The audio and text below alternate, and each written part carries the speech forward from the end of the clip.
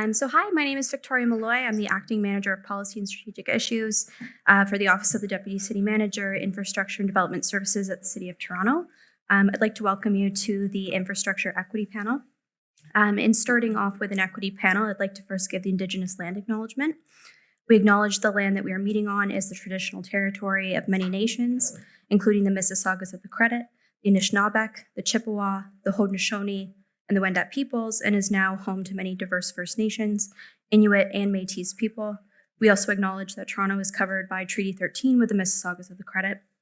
There's quite a few individuals here who work in safety and infrastructure, and as well as at Metrolinx, and understanding that they do open their meetings with a safety moment. Safety moment today, as we move into darker fall moments, we'd like to please remember everyone about pedestrian safety. We can all save lives by remembering that darker evenings correlate to more pedestrian traffic accidents.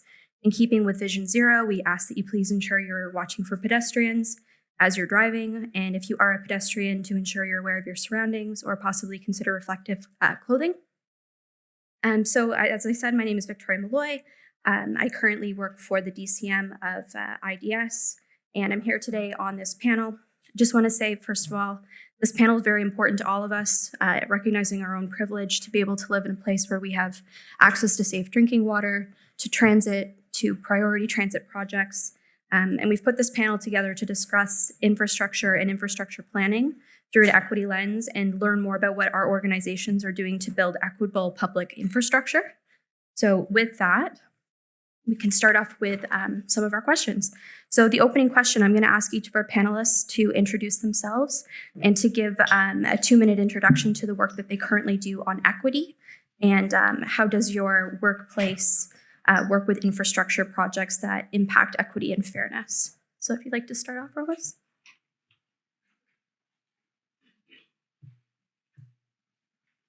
Sure, thank you. I was on the earlier panel this morning, so a lot of you probably already know what I do, but I'm a project lead with the City Planning Strategies Division at the City of Mississauga, and we're responsible for a lot of the land use policies around our major transit station area planning. So from a equity inclusion perspective, I think when we're looking at land use policies, we're looking to find that right mix of uses, providing amenities for everyone, jobs, balance of jobs and residents at our transit stations, looking at various disciplines across planning, transportation, parks, all that stuff, and making sure that we're building complete communities around our transit stations. Yes, my name is Saidur Rahman. I work for the City of Toronto, Engineering and Construction Services. I'm the Senior Engineer, Bridges and Structures. We deliver the projects, that is bridges and highways projects and infrastructure equity. Actually, we try to balance that with infrastructure services within the city for the residents and taxpayers. Hi, I am Pallavi. I'm Manager Agreements with Metrolinx. My work involves a lot of decision making and work on transit projects where we look at key needs of all communities and the ability to give them access to the transit, which is basically a gateway into the society and the communities. And it's more than infrastructure, I feel. So there is a lot we do with regards to equity. Thank you. Nice to see you all. You guys are all still hanging with us. Before I start my introduction, I just want to recognize today our neighbors in the United States. It's a big day for them. They celebrate today, October 20, as Imagine a Day Without Water. So if I can request all of you to take 10 seconds, and I'll keep an eye on the timer, close your eyes and think about a day without water. What would you do?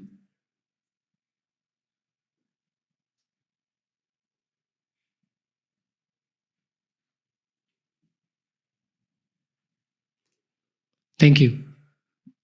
So, yeah, most of you might be struggling to even imagine what that would look like, right? Because we are blessed with 24/7 good quality tap water, which I'm very proud of working. And I will also remind you, November 19th, they celebrate as a World Toilet Day in recognition of the sanitation. I work for Ontario Clean Water Agency. We are a Crown agency under Ministry of Environment, Conservation and Parks now. We operate about 700 wastewater systems in the province of Ontario. Most of them are very small and medium, but some of them are very big. So my role in this agency is primarily to help our operations team reduce the cost of the operations. As you know, the StatCan report recently produced says the water demand has gone down by about 4-6% on average, but the operations cost has gone up by 10-15%. So then our rates haven't gone up. We pay least rate in G7 countries.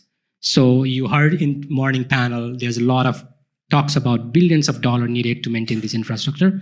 So water equity is a very near and dear to my heart. And I think bringing innovative solutions, optimization, efficiency helps keep that increasing cost a little bit in line so that we don't have to pay humongous amount and face with lack of water and sanitation in our lifetime, in our kids' lifetime or grandchildren's lifetime. Thank you. Excellent. So our next question is, what does equity actually mean in your organization? And some of the questions we're looking at here are, what do you do to reach specific impacted groups within these communities? And whom are you trying to benefit? Can you define what a benefit actually is? And what are you doing to contribute to having these groups have equitable outcomes? You want to start off? Sure, I'll start. So as a city, municipality, I think equity means a lot of different things across our corporation. We are obviously responsible for delivering a whole range of services and supports to our residents and businesses. More specifically within our planning and building department, though, we have a team of individuals that help us connect and communicate with our stakeholders in the areas and projects that we're working on. They often develop strategic communications and tactic plans that utilize various communication streams, social media, et cetera, just so we can broaden our outreach and reach all the interested stakeholders. And that's not always easy to do. I think we often get people coming out and complaining about a lot of stuff versus those that actually support a lot of the projects. So I think that's one of the biggest challenges is reaching that kind of diverse group, not always the naysayers, but always also those that support the work. Given that we're always trying to juggle a multitude of competing interests in planning, I often think that success can be measured when everyone at the end of the day is a little bit unhappy with the result. And that usually means that people have often had to make some concessions. And if everyone concedes a little bit, then there's no clear winner at the end of the day. So if there's a clear winner, then that means the tables are maybe unfairly out of balance. So that's my take on it. Saidar, would you like to add what equity means to your Yes. organization? Yes, very short that we included equity and diversity from the procurement process project. Start from construction to delivery. So before construction, we have included equity and diversity clause into our system. So then based on that, prioritize to contractor provide us. So if I may just add there, in transit projects, we look at equity from 3 lenses. So we look at it horizontal equity, vertical equity, and social equity element.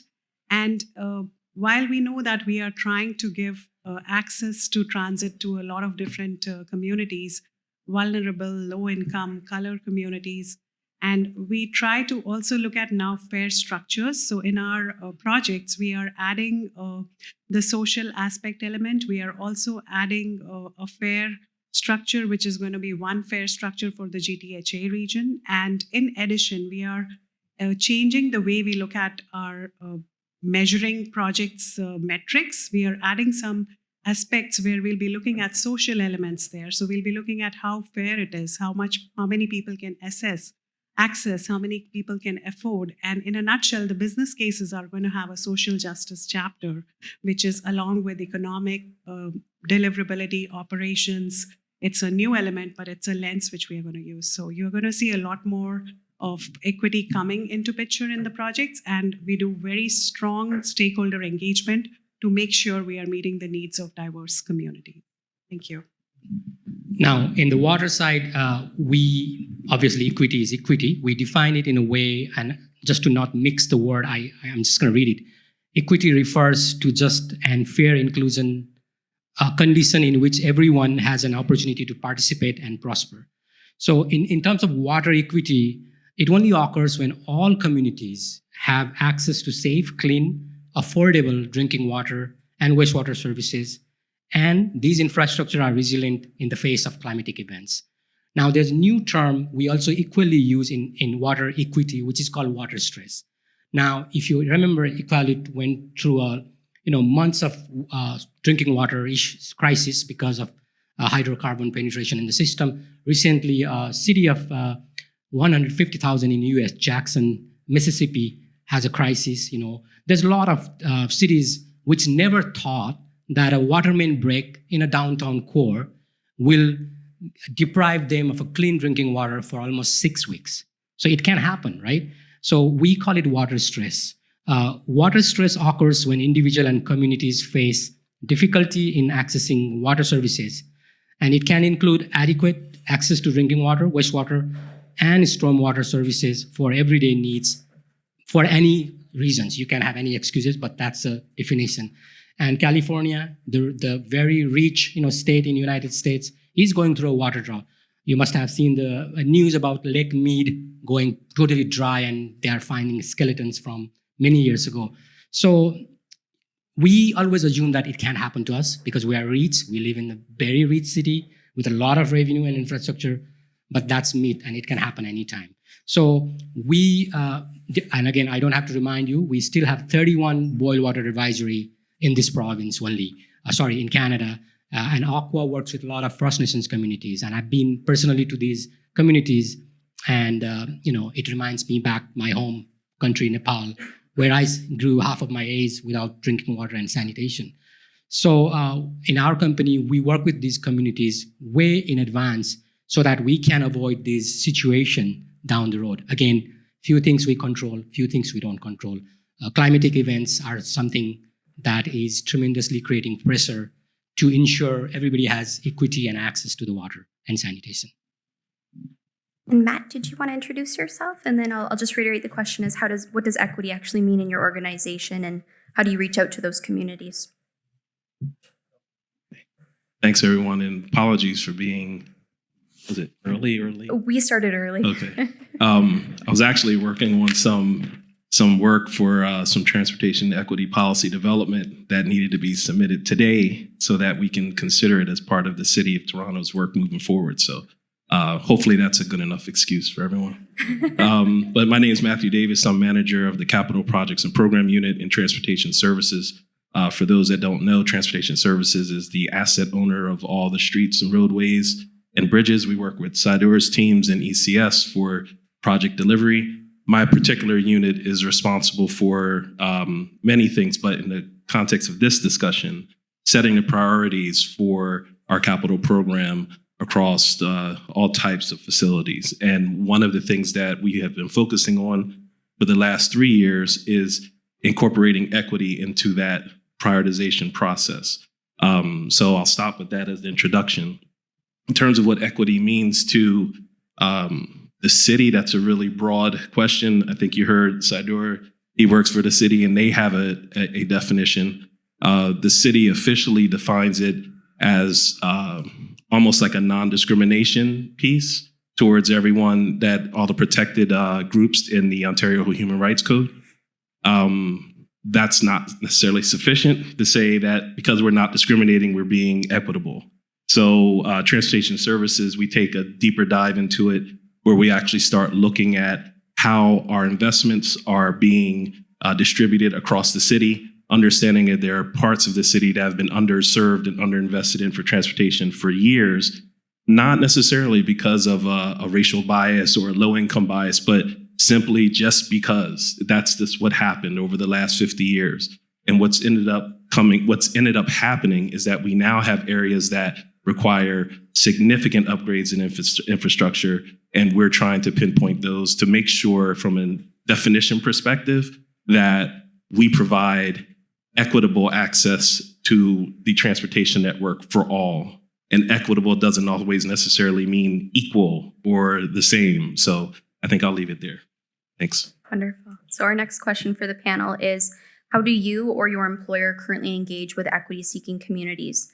Do you believe that there are additional measures that we can take in community planning for infrastructure projects? I'll leave that open to the panel. Would ever like to start? I can take on. So when I talk, because I volunteer in a provincial level association, so I'm representing all these small communities too. A lot of water utilities focus on 3 pillars. Obviously, first, we call it 3 A's to ensure affordability, access to infrastructure, and water quality. The question for all of you is, how many of you know where is your nearest water treatment plant? Or where do you get water from? A lot of you don't know, and some of you know. That's great. The reason I'm asking is, we take it for granted again. And that's one thing, how do we create equality is making people know where your water comes from, where is that facility. And we work with school age groups, we work with colleges, and we work with local nonprofit and other organizations, organize tours, make people understand what happens in that facility and why you need to pay and so forth. There's 2 folds to that. One is education, and second is workforce development. So we have seen a lot of the crisis we are facing in the water equity is we don't have operators, skilled operators to operate the plants. And that's why there's issues. So, and we have found that people need to be local to operate these plants in the long term. You can have people traveling from Hamilton to operate Toronto water, but it's not sustainable. So we are working with grassroots organizations to, ensure that the pipeline of potential employees are shaping up down the road. Second is contracting and procurement. So most of the time, what we, as much as we can, encourage local business service providers. If there's something maintenance to be done in the water plant or water systems, we encourage those. Obviously, there's a procurement process, and then do the rate study so that the owners, system owners like municipalities, are aware of how much investment need to make sure that the infrastructure doesn't break down. So there's a couple of areas we look at. So if I may just add there, when we talk about equity and we talk about transportation, now that you have had your water, I would say it's important to have a proper transportation structure and within communities. We are doing a lot of projects in different areas of GTHA, and to ensure that every community has a say in it, we are doing extensive stakeholder communication where we engage with communities early on to understand which would be the most ideal locations for stations, which would be the most ideal access points for them to enter a station, to get access to a particular station or a bus stop, and then how that is connected to other infrastructure things which they need to go. So be it their job locations, be it their homes. So kind of the whole holistic thought process for any community or any member of the community to access from A to B, be it from his home to his work and back. That is how we are thinking and engaging communities deeply in understanding what they need, how they need, what kind of fare structures they need. And then we work closely with our project teams to incorporate all those needs and make sure equity is inbuilt in all of them early on. Thank you.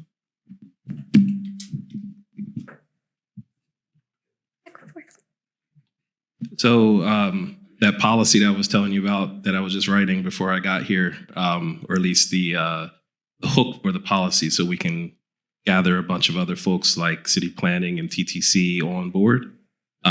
This actually kicks off one of the goals of transportation services in terms of engaging the public in this type of planning process. And it's no discredit to any other agencies, but what we're trying to do is go out first and identify groups that we already know don't trust us There is a lot of mistrust out there for agencies on behalf of underrepresented communities, racialized communities, new immigrant communities, you name it. And how do we break down that trust? So the first thing we need to do is start to talk to people. A lot of people, and I mean, I've been in the business over 20 years, and I can tell you that many times I've gone to events where we're engaging even with equity deserving communities, but we're going out there with an idea already of what we want to do. And then we're saying, let us get your input so we can document it and then say we talked to you. As long as I'm manager of our capital program, we're not doing that. We just don't, I don't believe in the checkbox. So what we're going to try to do with this new policy that I'm hoping, policy initiative, I hope gets approved and gets kicked off, is that we're actually going to go out first with sort of like a transportation 101, right? Like basic understanding of what kind of things the city does to all communities, but it's with a focus on the underrepresented and underserved community. By doing that, you end up with an educated consumer, if you will, for when we do come out and ask you for something, right? Which makes that kind of input that much more valuable. So that's our approach for now. Thanks. I want to add actually on this thing, like what additional measures can the community, as a community people, we can take. Like see, India's topic and talk, that we know that we have some social responsibility. For example, what we do first thing in the morning. Like I know that people take their phone or something that might be fast, but you have to go to the washroom, correct? When you turn the tap on, the fresh water, pure water becomes wastewater. If you understand that, how much effort it takes that wastewater come back again to your tap. There is a process on that. And then I know that everybody agree with that, how much input is there, like through the pipe and then purification, and there is a cost involvement with the aging infrastructure. So we have some responsibility from our side as a community. Same thing, after that, we either use transit or drive or whatever the mode you are using, use the road. So that is your privilege. So we have to some caring, sharing and knowledge of those infrastructure. To bring those things, we have to show some caring and responsibility for the infrastructure to fulfill the equity and real meaning of the equity. We have to understand that. Thank you.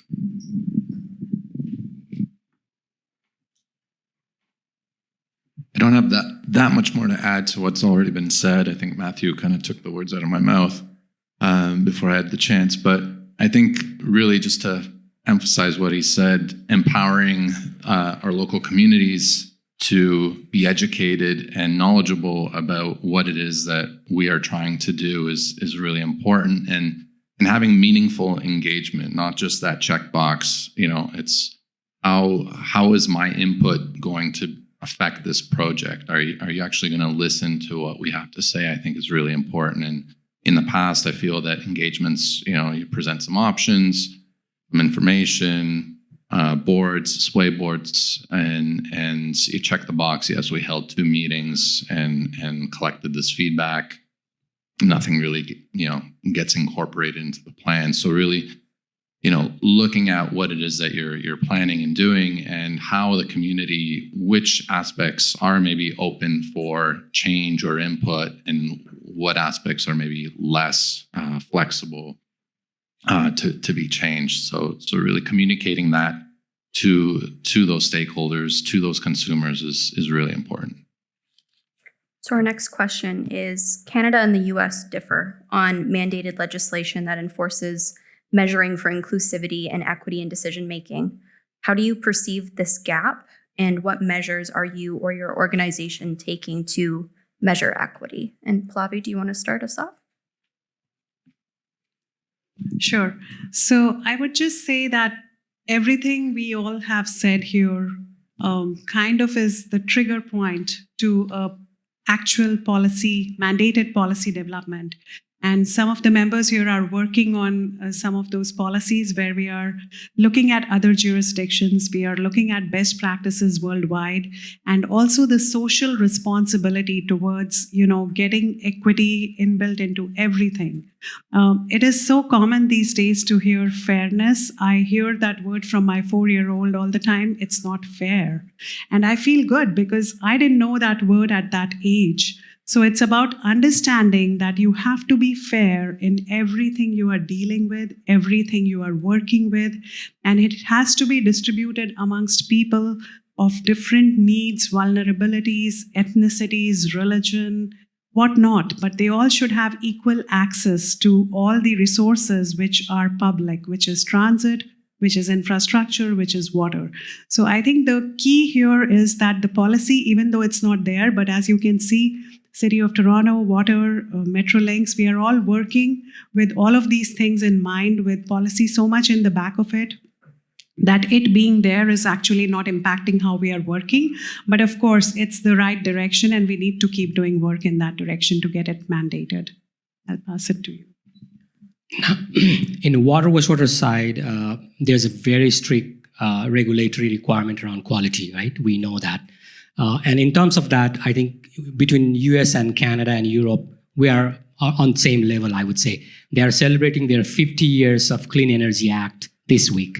Now, I don't remember how many years we had since I know Walkerton happened like 27 years ago.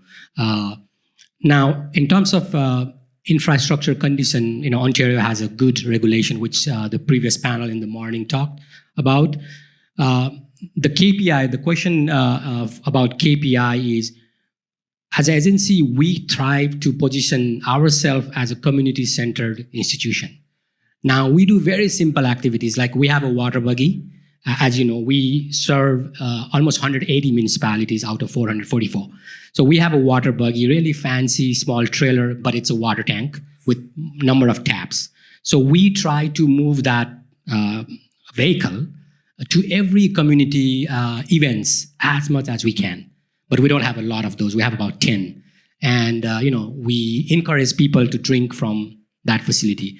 Now, I know for people living in Toronto, there was a lot of cry about public tap water not being accessible. So it was a center of attraction. So we see in social media people posting pictures with this buggy. We call it water buggy, kids and older people. So that's just one simple example how we try to make people feel a part of this, function. And we do the same with the wastewater. We celebrate all toilet day. I know City of Hamilton does a big event in their wastewater plant where they invite school kids and then they make them sit in a portable washroom just to make them squat and make them feel, if you don't have a commode in your home, how would you, execute that function, right? You have to sit in a plain field. So it's just a realization of the value of what we have. And then also make people understand, what if you don't have it? And also telling them there's a lot of people in this day and age that actually don't have this facility. So that's what we more focus on. And our KPI is a compliance, right? So we try to be above 99% compliance to those water quality requirements. I just want to build off of Indra's comments about water. When I was, I'm from the United States. I'm sure you probably have heard that in my voice by now. But I've lived in Toronto area for about 10 years. My professor in North Carolina State University, it was a great guy named Dr. Hummer, if you ever hear about him. He told me that in terms of looking at transportation, you should look at it like water, right? And basically, for many reasons, we can go technical. We don't need to go through all that right now. But besides the obvious technical things, I just thought of it here that if Ontario, and I'm not calling out anyone, but if Ontario or the city or even Canada, the federal, had viewed transportation like water, we would have a lot better accounting of dealing with we would be further along in developing an equitable transportation network for everybody. And the fact is, transportation is just as much as a need for life as water is, Because if you can't get somewhere, you can't work, can't get your food, you can't get your medical attention. I mean, can't go to church or temple or whatever. I mean, you can't even go play and go watch a movie, right? So with that being said, what I like to say, coming from the United States 10 years ago and coming here, is that I'll just say the country, that way I don't offend anyone. Canada has a long way to go in terms of identifying and developing standards by which transportation agencies have to abide in order to deliver equitable services to people. And so what we're doing in transportation services right now is trying to do the best we can while not, while not running afoul of any of the provincial rules regarding the way we provide services, the way we provide infrastructure. And the way we do that primarily is what I said earlier. We try to prioritize our work in a way, we have our own capital budget, so it's our responsibility to see that that budget is spent in a prudent and equitable way. And we're just instituting tools in order to do that. In the United States, I'll just provide the contrast. If your project doesn't identify equity impacts in the way that you're solving them, you don't get funded. So there's a huge difference, I think, between the United States and Canada from a transportation infrastructure perspective, and we can do better. So our next question is, how can municipalities and agencies collaborate with others to promote resilience?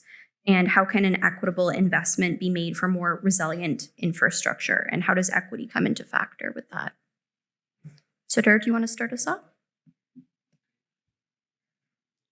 Yes. First of all, resilience infrastructure. What does it mean? Infrastructure, as Matthew mentioned, that traffic or transportation is like water. All is flowing, like traffic flow, water flow, all is flowing. So now there are linear and non-linear kind of infrastructure on both water and transportation. But basically what we say, water gives us life, transportation is the economic backbone of a nation. So those are interdependency. Infrastructure system is independent to each other. We cannot go to the pumping station without a road. We cannot go to the solid waste to dump the waste without a road. So it is a connectivity with each other and interdependency with each other. Now, resiliency is like, I'm an engineer. My definition of resiliency and then other perspective may be different. So let me talk about the resiliency from the engineering side first. So it's a non-dimensional material property.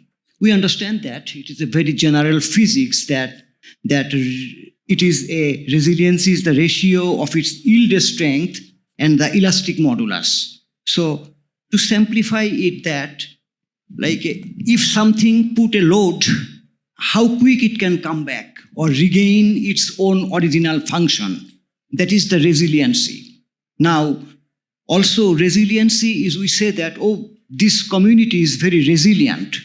There are something happened, natural disaster or something, the community gain back is regular as it is business very quickly, within 3 months. The community is very resilient. How they do that is different. So we have to understand that resilient infrastructure, and mostly the resilience is coming from nowadays is using for climate change impact. So this is a broader perspective. So in summarize, I short that the infrastructures are we know that road, bridge, solid waste, building, whatever the infrastructure is, we design as to total load should be like a total capacity. If it is exceeded the capacity, then those are vulnerable. So those are vulnerable means we have to address with the adaptation. So those are things are a little bit complex, but resiliency is that total load is greater than the capacity. So within that, so those are resilient. They can sustain with any further outside impact. So those are difference between resilience and things. Now, as an infrastructure system, like we have broader infrastructure system like transit system, water network, transportation network, building network. We have all this network. How this network work into the system, like how equitable investment. So will be there, like we have prioritization system, as Matthew mentioned that we have the factor to priority, we have the optimized prioritization system. Based on the possible optimization, we priority the projects to deliver for our taxpayers. But so I stop here and then give the other speakers opportunity about the equitable funding and those things, and then I will explain later after, if anything. We only have about 5 minutes left, so if you'd like to give your answers as well. Okay, I'll do it quick. So resiliency in simple words is making something work through the thick and thins and kind of having to manage something which can work in any conditions. COVID taught us that really well, how to be resilient and how to do work in that. I would say for transportation, we have seen a lot of change in how people have started working and living. And we are building our systems such that in future, they are resilient enough to manage any changes which come through our way, having seen climate change or having seen flooding or snow storms or even superbugs or viruses like COVID, and kind of making the system work in its best manner, being equitable and giving the opportunity and access to everybody equally. Thank you. Just quickly adding, we like to convince everybody that water can also be a force for equity and opportunity. I'll give you a few examples. In Essex, Windsor area, in last 5 years, there's a lot of greenhouse facilities that popped up. They are water suckers. Now, you can't have them until you have a water source, right? Because you need to grow the plant, and then you need a water. There's a lot of northern communities now, and especially around London, as a spillover from housing here in GTHA, there's a lot of developmental demand, but there's no wastewater system to support those housing needs. Because where are you going to put the sewers, right? So the development permits are all stalled. So, water, we don't tie it with the economic growth, but it is actually a big factor for these small communities who has a good opportunity. The developers come to municipality and say, don't worry about your facility. I'll put a pre-packaged treatment plant. I'll treat my own wastewater. Give me a ground well. I'll bring the ground well water. But that's not sustainable, and that's why, we see a value in working with a lot of partners, whether it's private, public, and NGOs. For example, there's a lot of synergies and private partnerships around organics management, and then finding new opportunity to offset the cost of operating this system, like producing electricity, renewable energy. Toronto just did a big project around heat recovery from the wastewater. So these all are being possible just because there's a collaboration opportunities, and that's just making the cost of these operations going down or stop increasing exponentially, and keeping the water affordable to most vulnerable communities. Great. Matt and Romas, did you have any last additions? We've got about 2 minutes left. To that question? In general, if you'd like. Good. I'll just maybe conclude with, from a city building perspective, to be a resilient city, you have to be a sustainable city. And to be sustainable, I think you have to be flexible and adaptable. And I think where we've gone wrong in over the last, industrial revolution and our kind of the way the Western cities have been built in North America is that we've been focused around accommodating the automobile and building our cities around capacity for the automobile. So having, 8-lane collector roads all throughout, city of Mississauga where I'm working, it becomes very challenging to accommodate growth once that capacity reaches its limits. So we can't expand the roads. We want to build more roads. Well, there's only so many roads we can build. It was good, I guess, for several decades while we hadn't reached that capacity limit, and as long as you had a car. But if you didn't have a car, then getting around would have been next to impossible in Mississauga in the early days without any transit.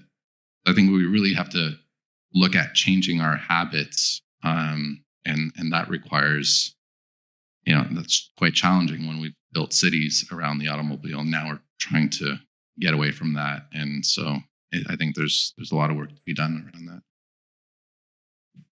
So that's all of the time that we have today. There's an intermission directly after, so we will be able to take any questions that anybody has.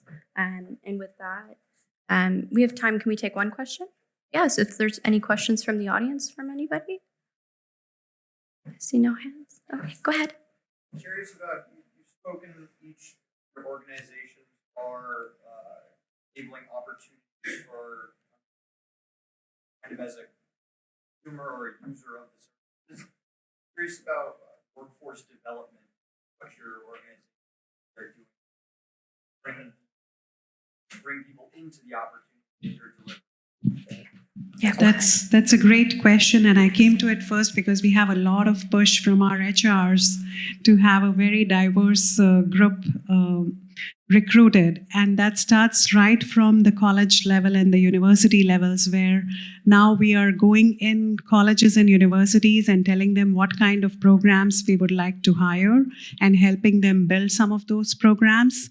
Second, we are having panels in interviews which are very diverse. So we have women, we have people of color, we have men, we have everybody in the panel, and for that reason we have 5 panel member interviews now. Third, when we look at resumes, we are not seeing the names. Mostly we are hiding the names, and HR sends us resumes only with qualifications because the name can do a lot of injustice sometimes. We all have inbuilt biases within. So we undergo biases trainings where we know what not to do in certain situations. And it's alarming to see how the outcomes of those trainings show that how each one of us has our own biases. So there's a lot of work being done to ensure that we have the same community which we are building a project for on this side, to understand the needs, to understand the actual things which they go through and how our projects can help them enhance their quality of life. Thank you. And I know Matt has an answer as well. Because we work in like across Ontario, just to give that small medium town perspective, it's very difficult, right? We will get a lot of application for a peel job, but if you move away, so what we basically do is that we have hundreds of co-op that we hire just to get them exposed into how does a job look like. And then the other thing we have is we send our good operators as ambassadors to these schools and colleges to talk about how amazing my job is, how secure my job is. Look, I drive a truck, and blah, blah, blah. So it's like a attraction kind of. And then Matt, if you want to end us off. Thanks. There are multiple ways to answer that question. So I'll start with, I'll keep it short, maybe 2 or 3 key things. First thing first is representation matters. And the fact that I'm even here right now, if you all saw where I came from in New Jersey, oil refinery town, right across from Philly. I'm not an Eagles fan, but that made it worse for me. But whole point being, you can't be it unless you can see it. And so part of personal responsibility for me is if I'm at a community meeting to open myself up to not just doing my job, but also if someone approaches me, how do you do what you do? What is it that you do? Why don't you tell me? There's an individual responsibility to open and share those experiences with people who may not ever see a Black engineer doing anything in their neighborhood ever, right? So that's the first part. There's individual responsibility. The second thing from the city of Toronto's perspective, what we're doing is we're actually starting to, and I don't want to say incorporate sort of an American style version of this, but it's about as close as I can get in terms of looking at the way we procure our services and saying that companies that can show that they are engaging with or partnering with diverse businesses should get some level of advantage in terms of winning contracts. Let's just face it, in transportation, we are millions and in some cases billions of dollars each year or multi-years. And there's a lot of contracts that go out there to the same 5 or 6 companies that do not share with diverse suppliers. And I'm not talking about people that give you pens and paper and coffee. I'm talking about diverse engineering and planning firms. So we are actually embarking on that this year, where I'm sure you'll hear it. I can't talk about it now, but I'm sure you'll hear it in the news, hopefully by the end of this year, that we're putting out a contract that requires a certain level of percentage of participation from diverse business enterprises. So, and then the last thing I'll say is in terms of the employment, like you can, just the same way you've heard from everyone else, like City of Toronto tries its best to do a lot of the equitable hiring. But one place I just want to highlight that we don't do well in terms of workforce development is in the disabled community.